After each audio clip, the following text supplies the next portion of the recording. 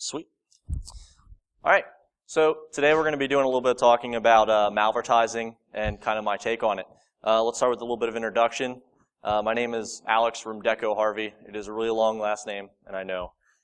Previous Army has already been introduced, and a couple places you can find me: Killswitch Tech GUI on Twitter, or my blog where I'm currently doing trying to build up a name for myself in the within the InfoSec community at cybersyndicates.com.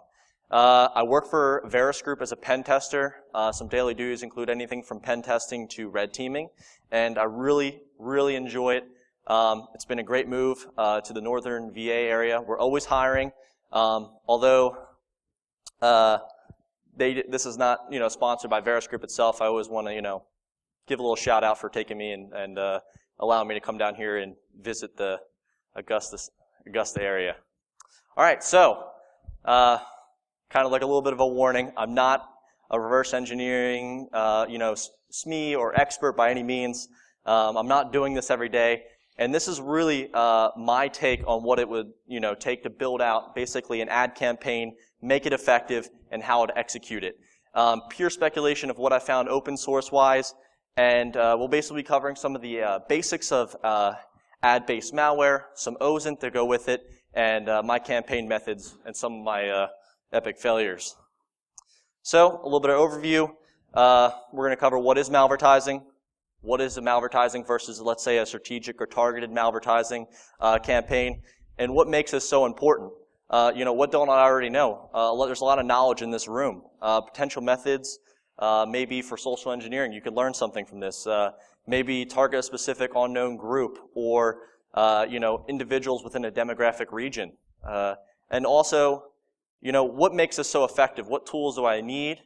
And what tools are maybe the enemy using currently, or attackers in the wild? So let's take a little bit look at the current malware trends taking place. Phishing is still very effective. Use it all the time.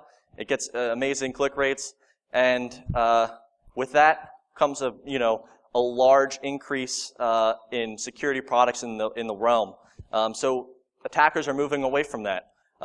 In the last year, there's been over a 350% increase with ad delivery itself. Secondary and trusted C2 sources are being used with this. Some of the most recent stuff and some interesting research has come out in the Las Vegas side with the Cloud Duke tool sets, and also Hammer Toss, things like that, using Twitter to disguise their C2. Exploit kits from years ago are still working to this day. People still not patching. And it all combines together to make this extremely effective. And most importantly, it's out-of-band communication. It's hard to detect what you trust. It truly is. So let's talk a little bit about the money side of it. Delivering malware, it makes some money. So maybe I want to add in a portion of like part of my malvertising campaign. I want to deploy with it, but at the same time, it costs money to deploy this malware. So I want to make a little bit up on the end. Maybe I want to, do some click fraud to click on some text-based ads, or maybe even video ads like flash ads, which are the newest and hottest thing right now. They're instant, I guess you could say, cash-out value. They return a higher impression rate, and also delivering, maybe say, like ransomware. You'll see it as we go forward into this talk, the importance of the targeting aspect. Everything from what you make a year down to what you ate yesterday can pretty much be targeted today with the current analytic engines out there. And of course, legit business. There's a lot of companies that spend millions of dollars a year to advertise on social media, Google ad campaigns, stuff like this. It cost publishers over $20 billion last year in lost revenue between click fraud and the increase of basically global ad blocking programs. A lot of you guys probably even run like a script blocker, things like that. So let's cover what is malvertising. In my definition, it's really the use and abuse of a legitimate source of, let's say, intelligence, and then using that to be able to deploy and distribute your malware. And the interesting thing about this is there's so many ways to go about it. There's no one right way to do it. We've seen notable cases in the past 2 years, everything from compromised ad companies themselves to basically impersonating legitimate companies. Malware being hosted in ads themselves, maybe doing some obfuscation and being able to inject iframes, things like that, and also legitimate targeted campaigns. The last one is not being talked about much. In the past 2 weeks, I've actually started seeing some more chatter within like the news media talking about social media as a possible like breeding ground for potential malware in the future. So this is kind of unique. I'm kind of talking about something I don't think, at least from my research, that has been talked about much.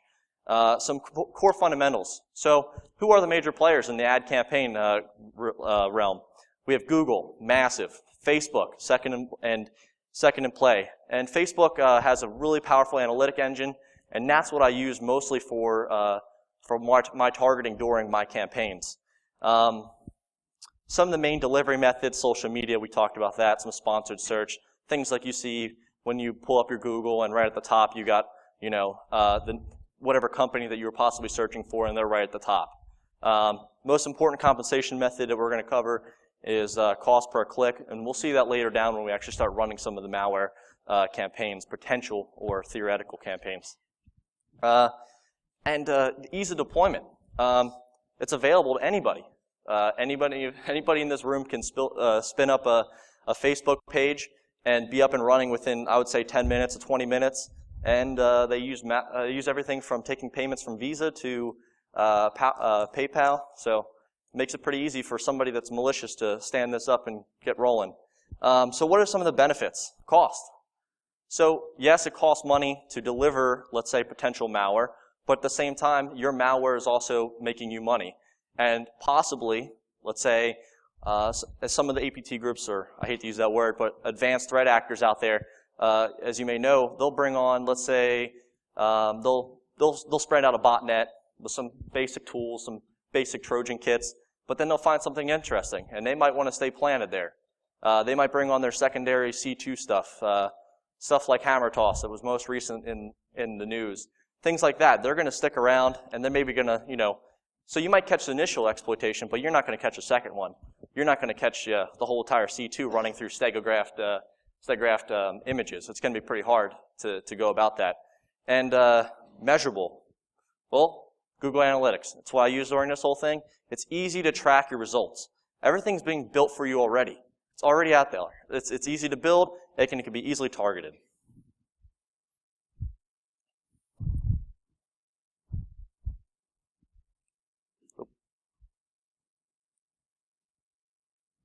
I think this has died. Sorry.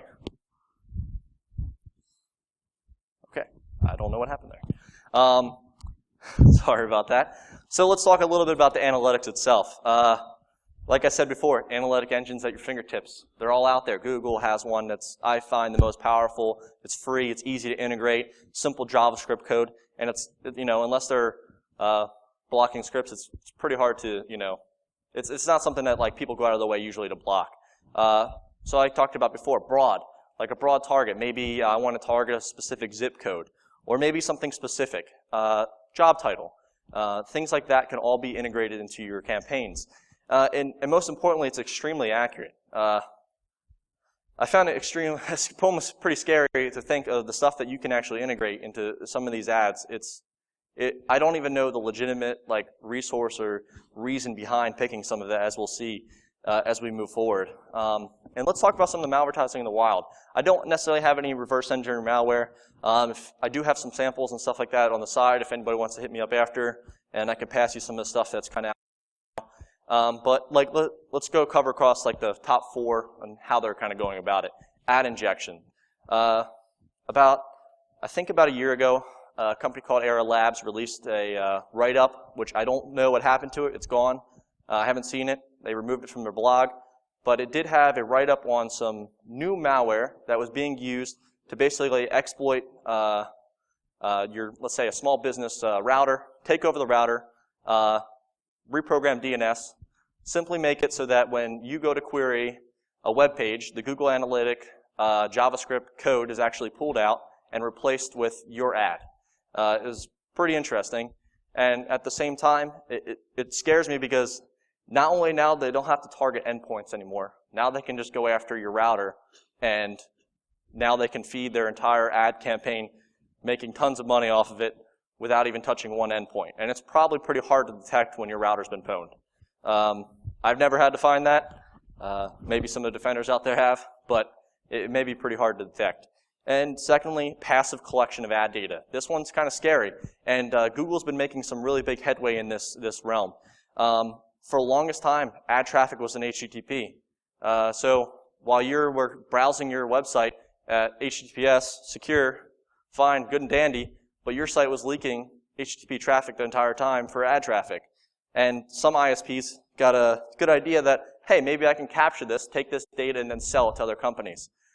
This was discovered about a year ago in a talk in Canada, and it was basically a man in the middle kind of reproducing the same thing. Instead of injecting ads, they were actually just collecting the data and moving forward. Now, the interesting thing about that talk was that they said it was possibly being sold or maybe other collection methods.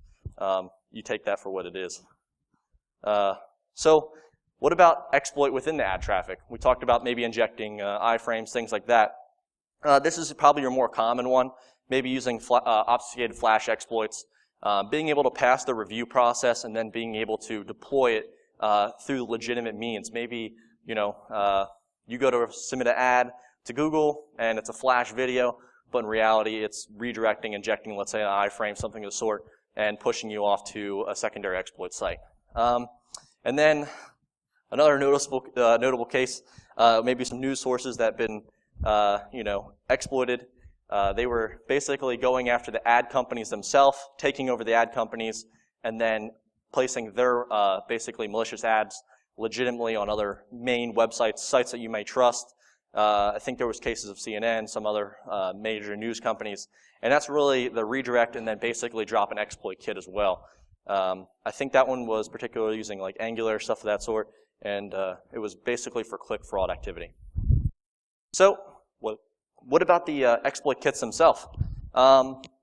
They are dramatically increasing, and as they are increasing, they're also evolving quite rapidly.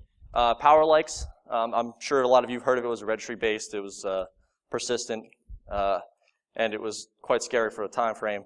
And it was interesting because the first versions were just basically, building that backdoor C2 channel. But then the newer versions, I think it was 1.7, from what Semantic was saying, basically spotted a ad clicking component that was built into it. So you're starting to see it's starting to catch on. Now that was a very basic one. It had like 15 to 20 different selections of possible ads that they were going to go after a click, and it would just check for the C2 server, hey, what do I need to click now? But more of the advanced ones, Coverter. This is an exploit kit. I think it's been around from 2014 timeframe, and it evolved from a standalone, just drop the binary disk and then produce click fraud activity to now it's being wrapped up in packages for other exploit kits like Nuclear Pack and Angular, and it's being used in the wild that way. So that means that they've moved from just the basic simple binary to now you can wrap this entire process up onto other exploit kits and make it usable, and that's probably why we're seeing that great increase of ad fraud activity. So as a blue team defenders, maybe some of you guys are, why should I care? Maybe you feel like you're pretty secure. Well, in most cases, the security industry is increasing. I feel like it's moving forward in the right direction. Online attack surface is reducing. No longer when I scan external during an operation am I most likely going to find something. It's usually going to have to be through the means of phishing, something of that sort. And companies know that. Security companies know that. They're spending a lot of money to develop, platforms for, let's say, like FireEye themselves has a lot of like spam filtering, stuff like that sort. And they're spending a lot of money investing into that. So attackers know that they need to find a different route. And with that comes the delivery method. Do you block Twitter, Google, or maybe even Facebook at your border routers? Not many places do. So it's a great breeding ground to deliver your malware. All staying within that trusted source. We all trust these name brand sites.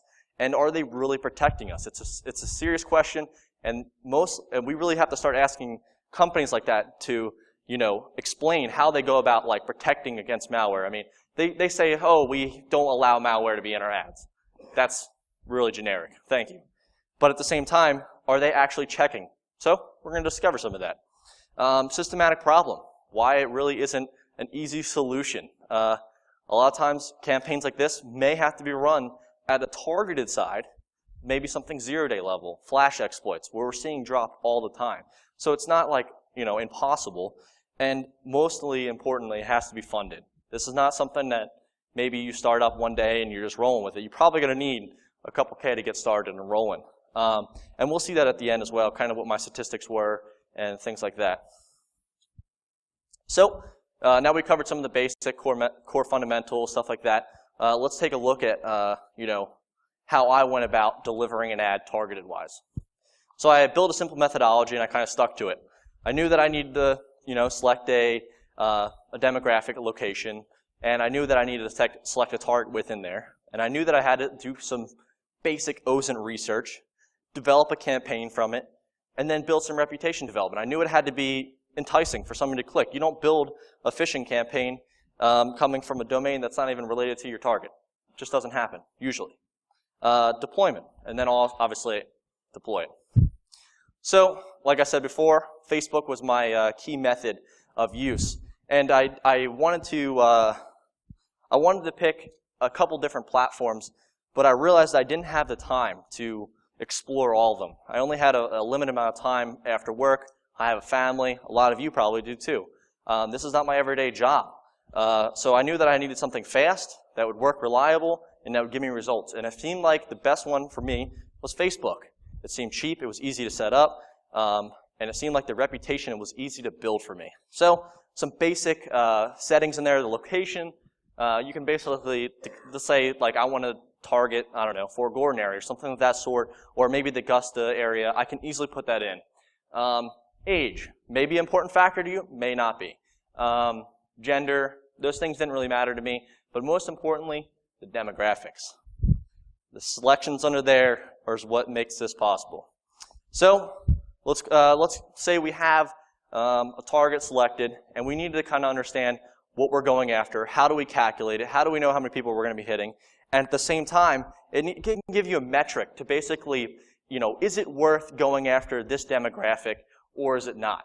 And the interesting thing here is that, there's other nefarious means that you could use this kind of stuff for. Let's say you need to judge an organization size in a certain area. Now, these are not often methods of what we do in the pen testing realm or open source realm, but at the same time, it does happen. Other countries are out there are trying to target other organizations, from big corporations to government organizations. And I feel like even though Facebook's made some major changes since 2011, there was some collegial research that came out that, basically showing how easy it was to pinpoint down to the persona layer. And they did make some improvements, but it's still just not enough. So let's take a look at that. So I want to target, let's say some people in the Fort Gordon area within 25 miles. I want to see how many potential people I could talk to within military, Army, Navy, Marine Corps within this area. They give me 14,000 potential reach. That seems pretty accurate to me. I lived in this area before, so I went and started doing some open source research, and I found, hey, right on the Fort Gordon website, there's 13,000 active duty Army, Navy, Air Force Guard, and service members. Seemed a little too easy to me to, to be able to find that information that simple. Now this has some, background. It's not as easy as, this is pretty accurate. There's a lot of people on social networks. But I've also went after companies like Walmart on the side and their headquarters, and I think it was Kansas or something of the sort. And it was not very accurate. It was 50%. So it's hit or miss. Although this is 90, I'd probably say anywhere between 90 and 50% accuracy for selecting a sample. So let's talk a little bit about that Ozan. A lot of you do know what Ozan is. I'm not trying to, reteach something that's simple. But at the same time, the three important things we really want to, mark on here are the levels: the physical, logical, and the individual persona layer.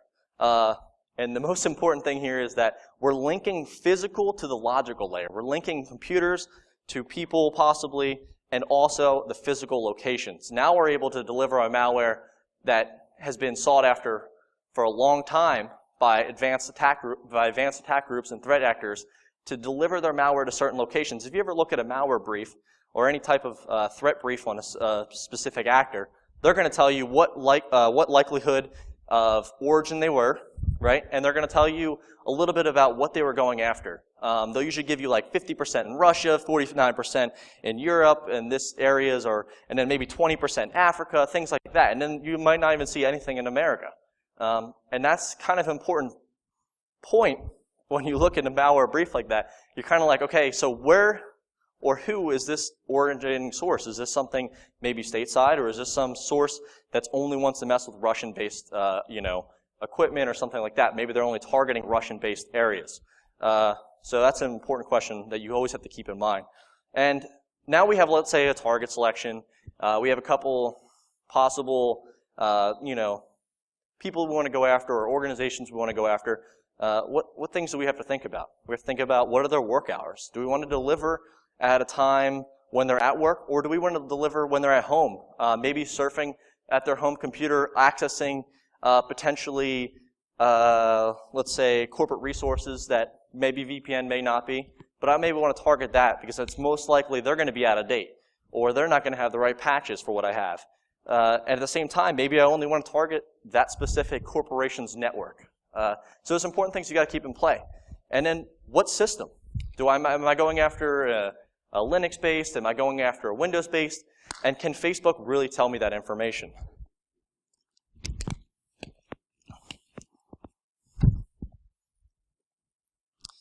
So, you want to deliver your ads on a schedule. No problem. Facebook's got you covered. They have a simple layout where you just select the block and say, hey, Monday through Tuesday, I want to engage my ad from 6 to 9 to 12, and then maybe a little bit after lunch, and I want to stop. Or, let's say I have an operating system I want to target. Facebook's got you covered again. They say, hey, we have, let's say, primary Mac. I want to primarily target Mac, and I want to go after Safari. They got that. And scary enough, with a lot of the mobile exploits that are currently being released, you can go after certain brands, iOS devices, Android, or maybe even the specific phone type that you want to touch. So there is some serious power here. A lot of times we have data and we don't know how to use it or maybe correlate it. And in many cases, we're starting to see threat actors use this type of data to basically push forward with their campaign to find the end, like user hunter functions, stuff like that. Harmjoy, Will Schrader, if you know him, he built this tool called this tool set called PowerView, Power Up, things like this. They give you post-exploitation, basically situational awareness to be able to leverage and move throughout the network to pivot possibly. Using tools like that, they're critical in our tool set. A lot of times everybody's all hyped up about the initial exploit, but it's usually the stuff that's after is what you need to really worry about. Things like Wiggle. It's an interesting concept. Open source. Anybody can query a Mac SSID, and they're up and rolling. They can orient an attacker. Let's say you want to know where your potential target is. It's things like this that are really helpful. Some really notable programs are Social Mention and Honey Badger. Tim Tomes will be speaking later. Really looking forward to see what he's got today. And if you haven't seen this, and you're probably in this room and you might work within the IC community, it's pretty scary. Scraping LinkedIn for basically IC-related accounts, using keywords, and they build a huge database called IC Watch. The transparency toolkit, I don't necessarily agree with it. I don't think the reasons were there for the right reasons, but it's definitely scary. And hacking team, I know everybody's like, been talking about this lately, and it's probably beating a dead horse. But they had one interesting thing in there that I really found, unique. They had the ability to de-anonymize locations based on WLAN interfaces, not just going past what's in the registry, forensics artifacts, but now they were able to basically tap in, monitor your NIC, turn into monitor mode, and boom, uncloaking physical locations based on that. That's an important concept. This is the kind of things that this can help you achieve your end goals. So, offensive targeting. Imagine where you can only target people with a certain job title, maybe making a certain amount of money, because you want to target people that are high up, making 100K plus to deliver my ransomware. I know that they'll most likely pay for their critical data. Or maybe it's crime or collection methods. Maybe, state-sponsored malware or something like that is being used like this. I don't know. I haven't seen any research to support it. But at the same time, it's definitely worth bringing up before, or maybe even bringing up the fact that it could be being done and maybe enlighten it. And this could support the IC efforts in many countries. And I know it's getting in deep water, but it really could be used. So let's talk about some of the traditional targeting phishing methods. These are some basically blacked out versions of stuff that I've built for engagements with the OELL embedded objects, maybe even some like the OPM breach data, stuff like that, things that people care about in the government world. And they work. They work quite often. So let's talk about phishing. Very common, known. Something probably almost everybody in this room knows how the simple methodology works, and it's very successful in our engagements. But at the same time, these are the same principles I use to create my ad campaign. The same type of open source research that you do ahead of time on your target. I use those to create my ads. But there's a niche here that they don't have the ability to pinpoint demographics. You only see a username and an email address. You don't know necessarily who's that linked to, or possibly you do. Maybe you know it's just linked to the recruiting team, but you don't know what's behind there. And that's really where targeting comes into play with this platform. It gives you the ability to step past just the username and into their daily life. And of course, the days of dropping entire employee directories with a wildcard are most likely over. It's becoming kind of hard to detect some of to grab from an internet presence to grab a lot of that data for phishing use. And training has increased dramatically. A lot of companies, government organizations, they're all using some type of phishing training and have some type of SPF, framework built into play to prevent a lot of the spam that's taking place today. So let's combine it. I know that I want to build some type of social engineering campaign, but at the same time, I need to have something that's trending. Facebook's got you. Don't worry. Or Twitter. Or even Google. They have this great chart of the most trending topics. So hey, Ashley Madison. That was kind of hot when I was doing this. That's kind of interesting. And at the same time, I could be using these or pick a couple and just roll right with it. Another interesting thing is search engine optimization. Not necessarily Google search engine optimization, but really there's a tool set out there that I would say is not so trustworthy people put together to basically, let's say, put Facebook likes on your post or add Twitter followers to your account, things that build instant reputation and legitimacy. When we look at a Facebook stream and we're sitting there and we're like, maybe looking for the next car video out there, you're really interested in Speed Society's page, and you're like, oh wow, that has 50,000 likes on it.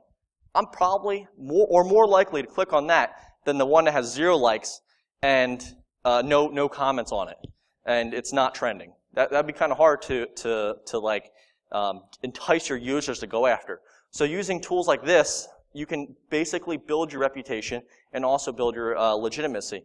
I did try this with Facebook. Unfortunately, a lot of the sites that were used to do this were actually cracked down within the past month or two. Facebook has been making a pretty big stride to stop this click-jacking, basically, method.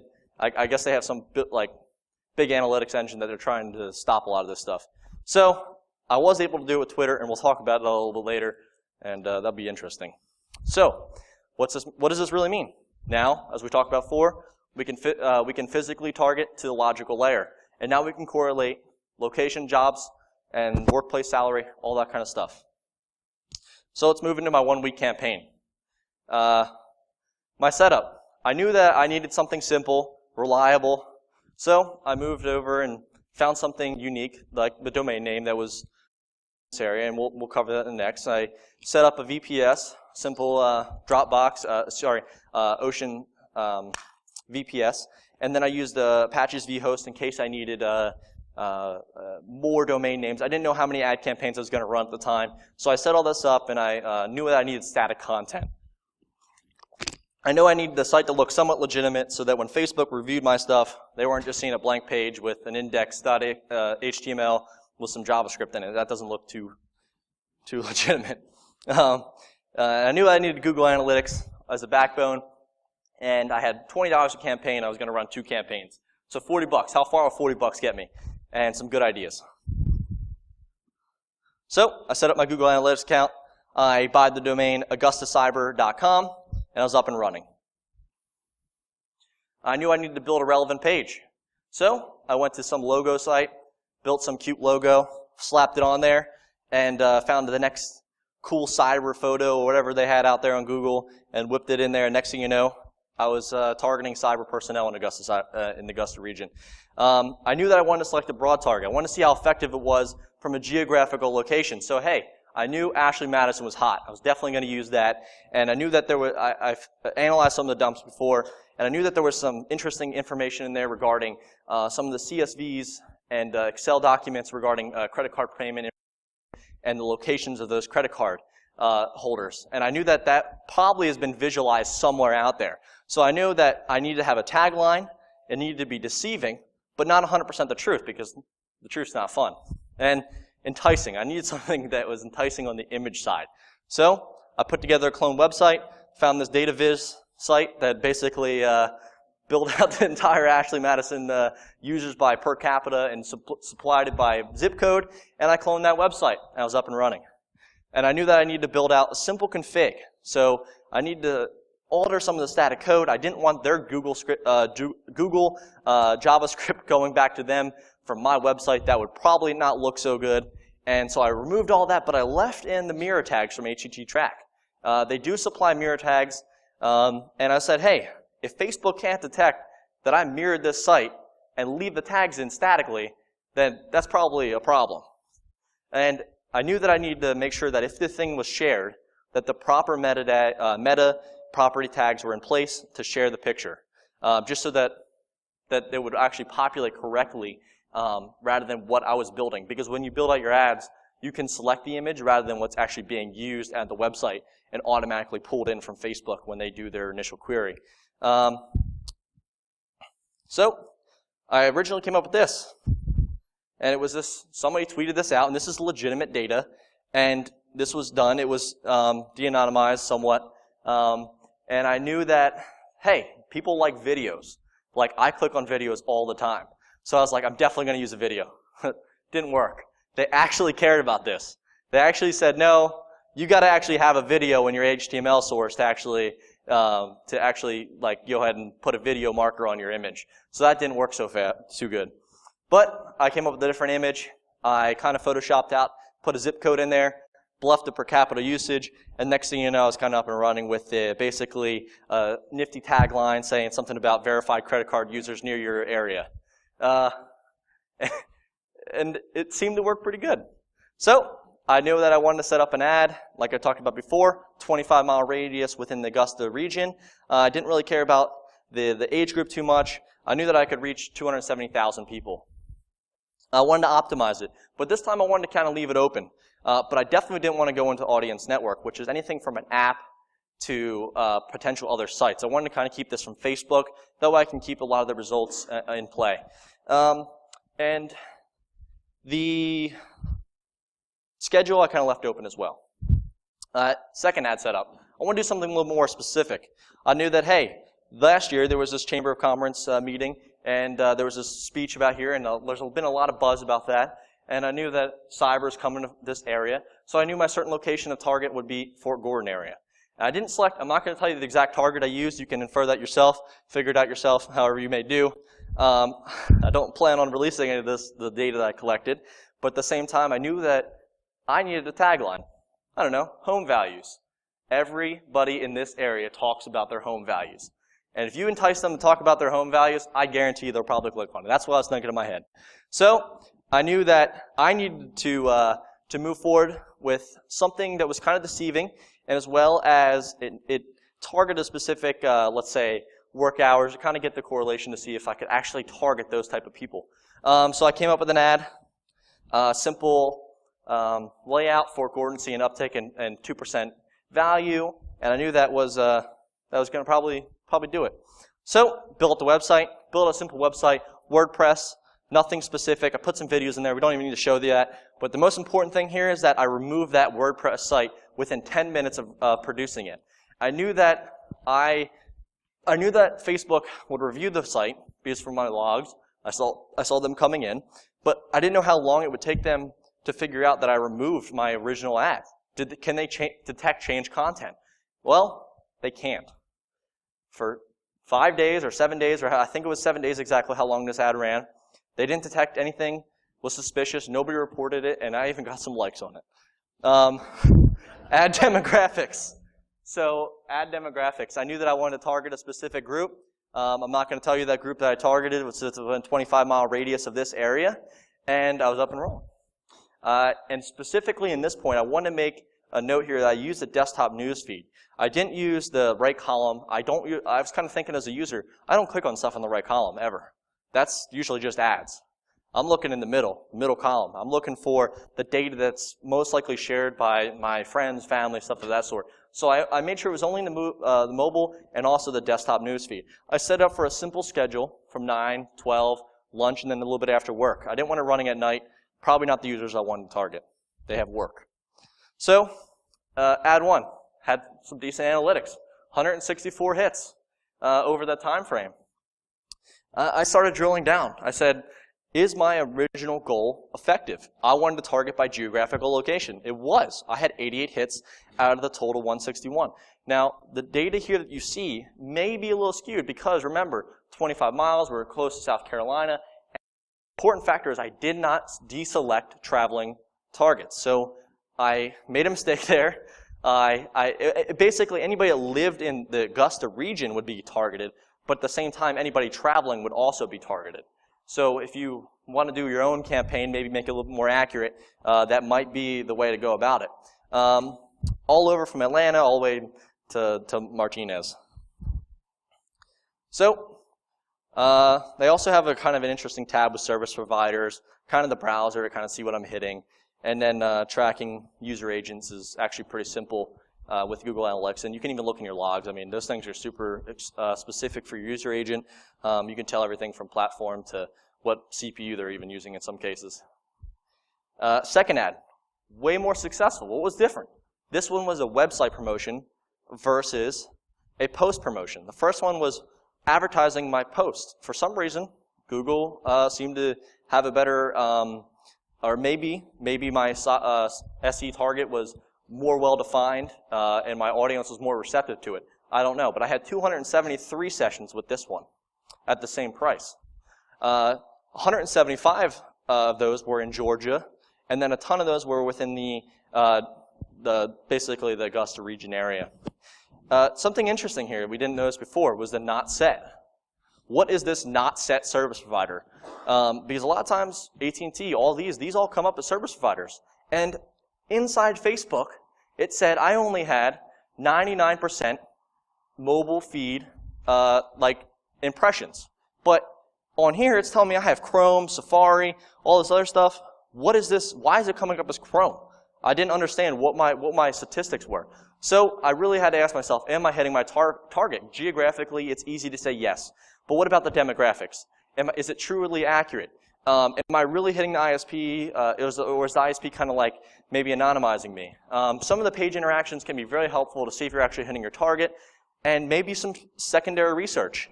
Of that 95 sessions that were not set, I went through and did some post-analysis on it and found out that they did resolve to some interesting domains. And this could be possibly to proper filtering or anonymization on Google side. I don't actually know the answer to that. But at the same time, it's important to verify your results and, maybe use a tool like Just Metadata written by Chris Trunzer, which is a pretty good one, to do some of the basic IP analysis. And then I want to know, hey, am I really hitting my target using maybe the likes and comments, stuff like that. All of the stuff that I found, the 8 likes that are actually involved, I did see that 8 of them were affiliated with my target audience, and I knew that I had to put this in context. What's the impact here? So I can target, fine, great. But what can one guy with limited funds do? He can run 2 ad campaigns. He can get 6 hours. In 6 hours, he can get 2 ad campaigns up. and you can easily engage over like 300, 400 people. So I put together a calculation. So let's say if I had 10K, a well-funded threat actor group, and 160 hours of a month, and I say I can bust out 26 unique ads within that month, 100,000 plus unique engagements, and at the same time at 9 cents per engagement. That's pretty cheap with a 1.5 million potential reach. So major findings, just on the Facebook side possibly. The review process is obviously a joke. Couldn't detect a clearly cloned website. The cloned website still had the favicon logos, static source of the original website. Did change around some. And they also did scan, did they even scan for malware? I don't know. Nothing that I saw from my end indicated that they did. It could have been all passive, obviously, so there's no real answer for that, and I was not willing to test something of that sort. Continuing monitoring, I did remove that one page within 10 minutes. At that time, I couldn't differentiate if Facebook went back and checked, but as far as I could understand, they didn't. So that means within 10 minutes, I could simply pull down my page and host a full autopwn exploit server from Metasploit and nobody would know. And there's no way for you to even report this in Facebook. If you click on that ad, you can't right-click on it and even report it. There's nothing there. So are they really protecting us? The answer is kind of. Google, they moved to encrypted ads as of June to prevent some of that, middle-in-the-man attack kind of stuff.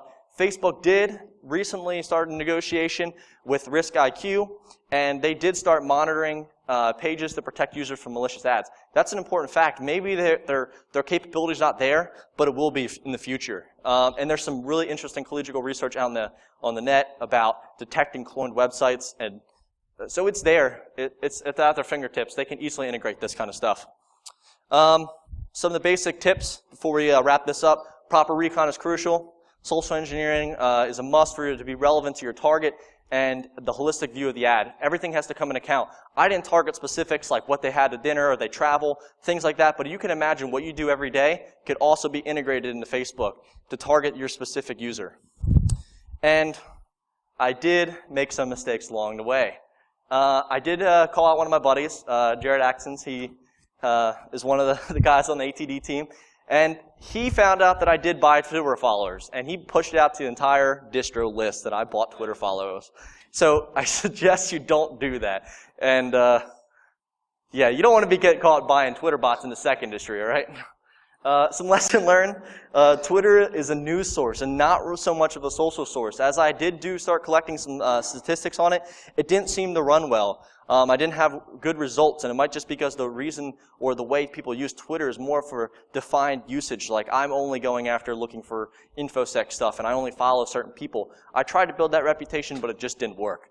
And most importantly, it was scary easy for me to set this up and run with it. A big shout out to a couple of my buddies, Roberts and Matt. I don't know if they're in here right now, but they helped me along the way. They've been really instrumental team members, and I really want to give them a big shout out. And that's all I have. Any questions? Go ahead.